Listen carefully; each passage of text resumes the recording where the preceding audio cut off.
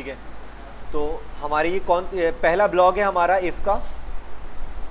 जब बटन पे क्लिक होगा तो हम इस कंडीशन के अंदर इंटर होंगे, और जब इस कंडीशन में इंटर हो जाएंगे, यानी कि बटन पे अगर क्लिक हो जाएगा और हम इस कंडीशन के अंदर इंटर हो जाएंगे, तो उसके बाद हमारे पास दो बातें होंगी, या तो फॉर्म उसने कोई फील्ड छोड़ दी होगी या सारी फिल करी होंगी।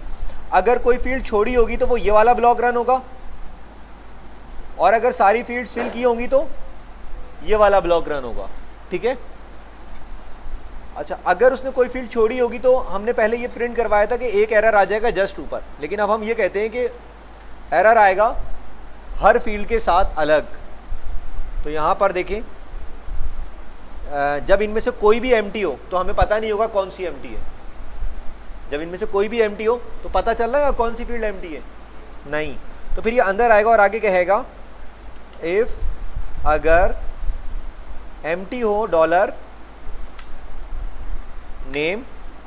ठीक है, ठीक है, तो क्या करा दें,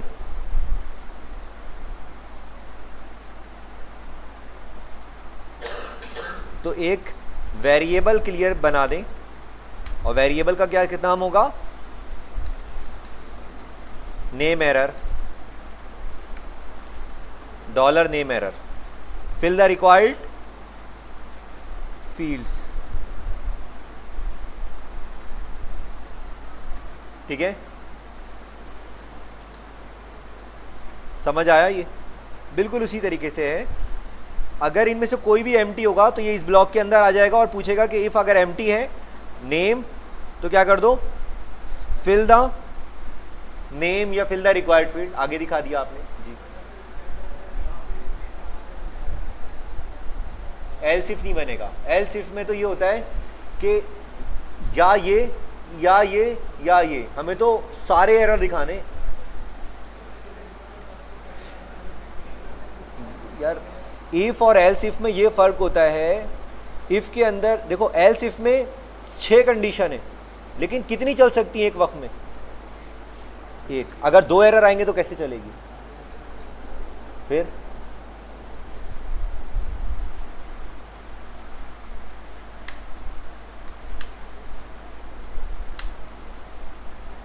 ठीक है, यहां पर आपके पास आ गया ईमेल, और हमने इसको क्या कह दिया, ईमेल एरर। फिर उसके बाद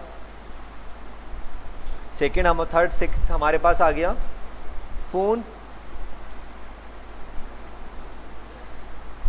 और हमने यहां पे क्या कह दिया, फोन एरर। फिर उसके बाद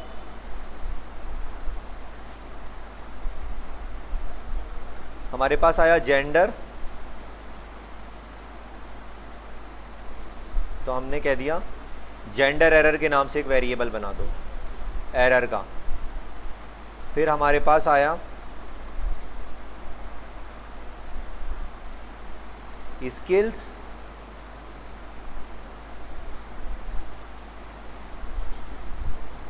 तो हमने जो वेरिएबल बनाया इसके एरर के लिए वो स्किल्स का वेरिएबल बनाया एरर का। फिर हमारे पास क्या है, कंट्री, तो इसके लिए हमने कंट्री का बनाया, सही है। और इसके आगे भी यहाँ पे क्या लगा दिया, कंट्री एरर, सही है। सबके अलग अलग अपने अपने एरर हो गए सबके आगे। चाहे तो हम टेक्स्ट भी चेंज कर सकते हैं, लेकिन मैंने नहीं किया फिलहाल। अच्छा, अब यहाँ देखें, नीचे आ जाते हैं हम। ये स्टेप समझ में आया सबको? कोई सवाल किसी का इसमें? क्या सवाल है? एरे, एरे नहीं,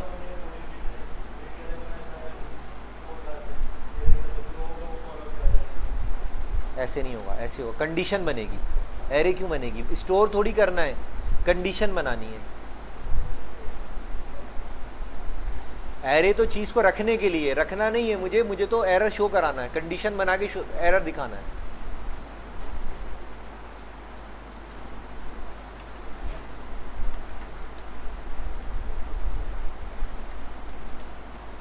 ठीक है, स्पैन,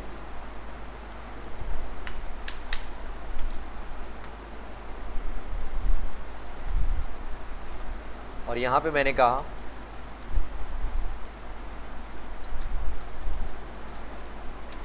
इफ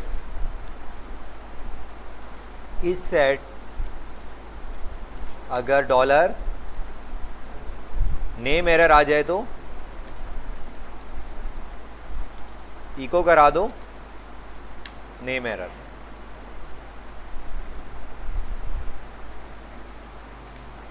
समझ आई ये वाली बात? एस्टेरिक इसलिए बनाया कि यूजर ये देखेगा कि ये मैंडेटरी फील्ड है।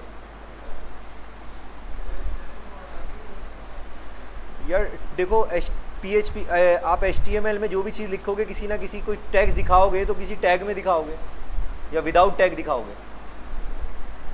टैग दिखाना ज़रूरी होता है ना। कोई भी आप पैराग्राफ लिखें या कुछ भी लिखें एक सेक्शन बना के लिखेंगे, ऐसे तो नहीं छोड़ते टैग्स को।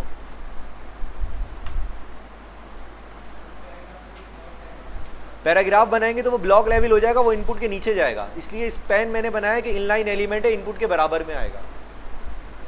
ठीक है,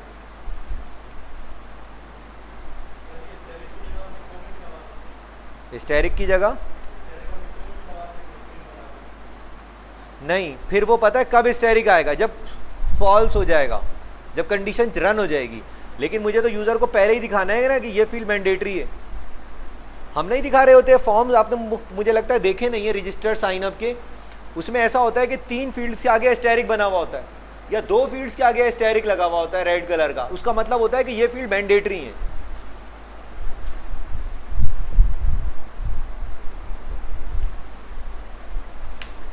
थोड़ा सा देखा करें चीज़ों को। इसके आगे हमने क्या कर दिया, ईमेल एरर, और यहाँ पर हमने ईमेल एरर कर दिया। उसके बाद यहाँ हमने एक चीज़ बनाई, उसी को जस्ट कॉपी किया है दोबारा, फ़ोन एरर, और यहाँ पर ठीक है। इसको मैंडेटरी ना बनाए, जेंडर को हाँ बना दे, चले इसको भी बना दे। अगर किसी को नहीं बनाना चाह रहे तो वहाँ पे नहीं लगाएंगे, अभी फ़िलहाल सब में लगा लेते हैं।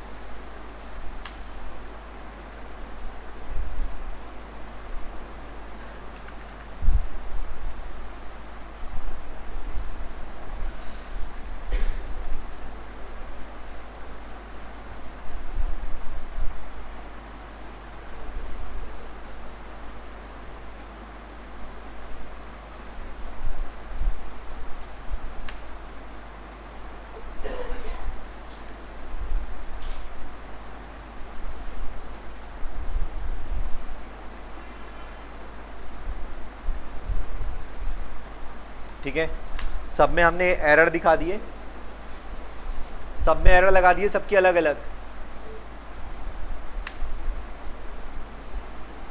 अच्छा, ये वैलिडेशन फॉर्म 2 है। अब देखेंगे सबके आगे क्या आ रहा है, एस्टेरिक। इसका क्या मतलब है, ये फील्ड मैंडेटरी है, रिक्वायर्ड है, लाजमी है। अगर मैं यहाँ पे, अच्छा एक मेरे पास सक्सेस का वेरिएबल है, वो मुझे हटाना है, तो देखिए सबके आगे क्या आ रहा है, fill the required field.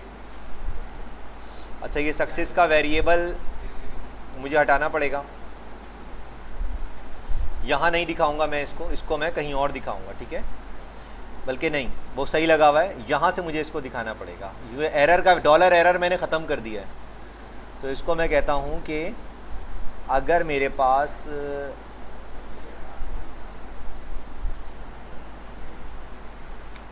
If is set, अगर डॉलर सक्सेस आ जाए तो उस वक्त डॉलर सक्सेस को दिखाओ। ठीक है, और फॉर्म का मैं एक सेकंड एक काम और करता हूँ, विथ हटा देता हूँ फॉर्म की वजह से।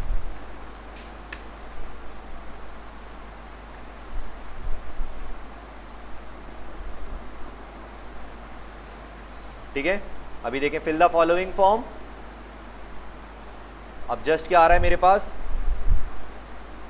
देखें सबके आगे क्या आ रहे हैं, errors, fill the required field, ये मैंने खाली छोड़ दी।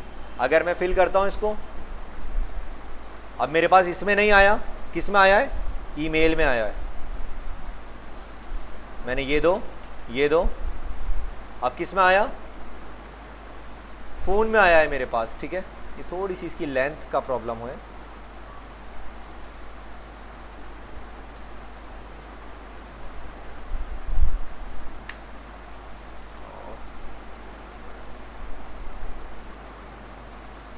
अच्छा, कॉलम की विड्थ वगैरह मुझे सेट करनी पड़ेगी, यहाँ CSS लगानी पड़ेगी। ठीक है, तो ये समझ आया आप लोगों को।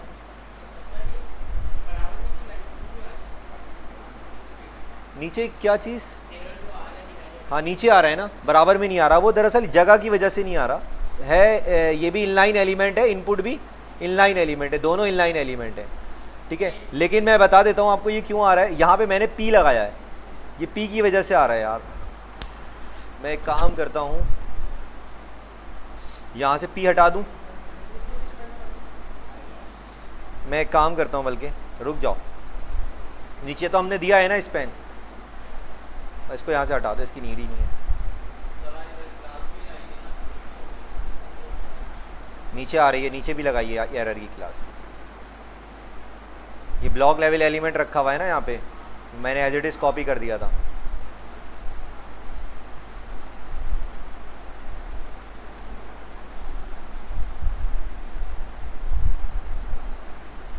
ठीक है,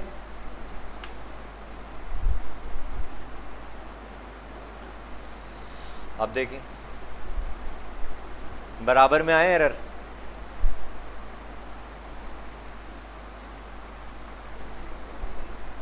कितने आए, सिर्फ 2।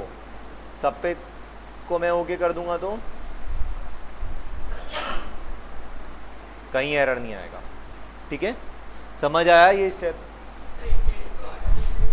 एस्टेरिक इसलिए आ रहा है, एस्टेरिक का मतलब ये है, हम यहाँ पे ये डिफाइन करना चाह रहे हैं कि ये फील्ड मैंडेटरी है, आपने लाजमी फिल करनी है। ठीक है, हटाना चाहो हटा दो, नहीं दिखाओ, बाद में एरर दिखा दो, आपकी मर्जी है। ये तो मैंने एक आपको यहाँ पे एक तरीका बताया कि अगर आप यूज़र को ये दिखाना चाहेंगे कि ये फील्ड मैंडेटरी है, तो वहाँ पे आप इस तरह से एस्टेरिक लगाएंगे। ठीक है, ड्रॉप डाउन, हाँ इसमें पता है आप लोग क्या करेंगे, इसमें ये है एक तरीका कि यहाँ पे आप एक ऑप्शन बनाएंगे, उसके अंदर एक वैल्यू ले लेंगे, एक वैल्यू एम्प्टी रख देंगे, बाकी में वैल्यू पाकिस्तान और ये सब में लगा देंगे। देखें, इसको इस तरह से बना लें, अगर ये आप रन करवाना चाह रहे हैं तो।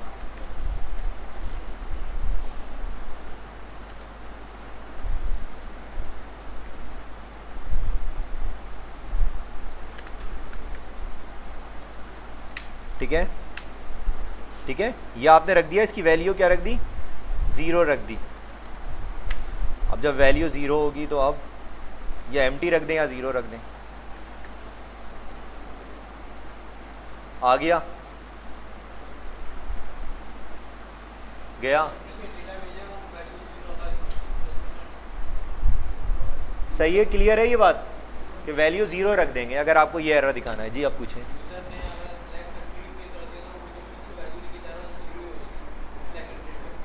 नहीं जाएगा ना, फॉर्म आगे प्रोसीड नहीं होगा, कर लो, एरर आएगा ना, प्रोसीड नहीं होगा आगे, रोक दिया ना हमने फॉर्म को आगे जाने से। ठीक है, अगर वो सेलेक्ट नहीं करेगा तो कर दिया तो देखें, नहीं किया तो एरर। देखा है कहीं आपने आज तक ऐसा?